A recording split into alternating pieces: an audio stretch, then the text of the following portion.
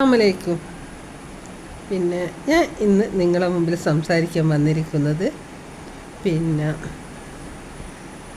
കല്യാണത്തിൻ്റെ 4ാം ഭാഗമാണ് ഞാൻ സംസാരിക്കാൻ വന്നത്. ഈ 4ാം ഭാഗത്തുള്ള കല്യാണം അങ്ങനെ അടിപൊളിയായി കഴിഞ്ഞു കഴിഞ്ഞാലുള്ള അവസ്ഥകളാണ് ഞാൻ പറയുന്നത്. ആദ്യം ഈ പെൺകുട്ടി ചെയ്യാൻ എന്താണെന്നറിയോ? ഇവനെ നിലക്ക് നിർത്താൻ നോക്കും. അതായത് ഇവൻ ഒരു അടിമയെ പോലെ, നീ അവിടെ പോറ്, നീ ഇവിടെ പോറ്, നീ ഇങ്ങനെ ചെയ്യണം, നീ അങ്ങനെ ചെയ്യണം, ഒരുപാട് നിബന്ധനകൾ.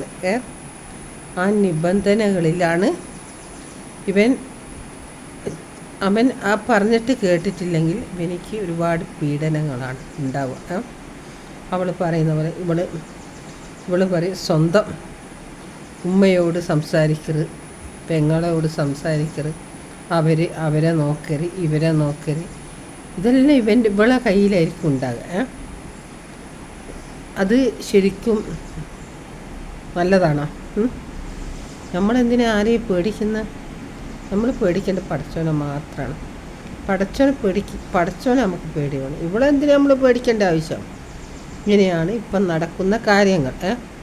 ഇവന് പണ്ടത്തെ കാലത്തെല്ലാം സ്ത്രീകൾ വീട്ടിലെ കാര്യങ്ങളെല്ലാം നോക്കി, കുട്ടികളെ നോക്കി, ഉമ്മ നോക്കി, ഉപ്പ നോക്കി, അവിടെ ഭക്ഷണം ഉണ്ടാക്കി, എല്ലാ കാര്യവും നോക്കി സന്തോഷത്തോടെ ജീവിക്കുന്നൊരു കാലഘട്ടം ഉണ്ടായിരുന്നു. ഇന്ന് അതല്ല.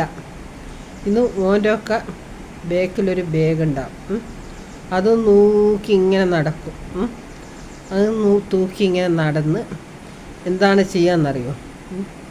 ഇവൻ്റെ എല്ലാ കാര്യങ്ങളും ഇവളെ കയ്യിലായിരിക്കും ഉണ്ടാകുക. അപ്പം ഈ പോറ്റി വളർത്തി കാലോ കയ്യോ വളർന്ന് നോക്കി ഈ പോറ്റി വളർത്തിയ ഈ പേരൻസിന് ഉണ്ടാകുന്ന വിഷമങ്ങൾ ആലോചിച്ച് നോക്കിയാൽ. അവളെ നോക്കണ്ടെന്നല്ലോ പറഞ്ഞു, അവളെ നോക്കിക്കോ, അവൾക്കുള്ള കാര്യങ്ങളെല്ലാം ചെയ്തു കൊടുത്തോ.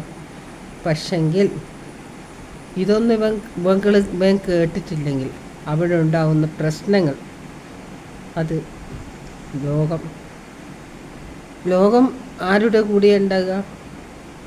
ഈ പെണ്ണിൻ്റെ കൂടെ ഉണ്ടാകുക. ആണിൻ്റെ കൂടെ ഒരിക്കലും ഉണ്ടാവില്ല. അത് 100% ജനങ്ങളിലായാലും കോടതിയിലായാലും എല്ലാം പെണ്ണിനാണ് ബെനിഫിറ്റ് ഉണ്ടാകുക. എനിക്ക് പറയാൻ ഇനി ഈ 4ാം ഭാഗം പറഞ്ഞ് 5ാം ഭാഗം യുവാക്കളോട് എനിക്ക് പറയാനുള്ളത്, ബാക്കി ഞാൻ ഇനിയുള്ള